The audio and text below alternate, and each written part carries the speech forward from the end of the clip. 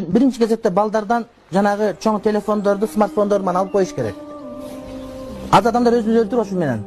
Өлүм келип атат тууганым. Биз 2 жыл мурда айттык, az адамдар өзүн өлтүрүп атат. Ошон үчүн балдарга муну бербеш керек. Аларга жанагыда простушка телефон болот, ошондой эле бериш керек. Аны менен байлыгын башканы кылбагын, уже өтүп кетти бул. Аларга жакшы мектепке окут, ошого кеткен каражат мектепке төлө, кружокторго төлө. Бирок балаңа телефонду бербе. Бишкекте мына оштон өлүп атат. Акыркы канчада 15 бала өлдү ушундан. Азыр жаңы бир балия келип атат ушунданчы. Жаңы оюндар чыгып атат. Ошон үчүн кымбат телефондорду сатыш керек базарга барып, керек болсо. Жөн эле мусор кыргызыш керек болуп калды. Балаңызды жоготуп аласыз. Менин балам намаз окуйт, кызым жолу салынат дейсиз го. Телефон жалгыз калганда бардыгы жок болуп кетет.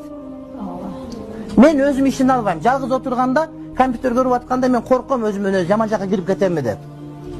Өзүм корком кадимкидей. Ошон үчүн мен кабинетин дайым ачкыч калтырып кетем, бекитип кетпейм. Анткени балдар келип компьютерден бир нерсе көрсө уят болуп калбайын деп, мен дайым калтырып кетем. Улам билет кабинет ачкычын. Ошентем, үйгө интернет киргизген эмесмин.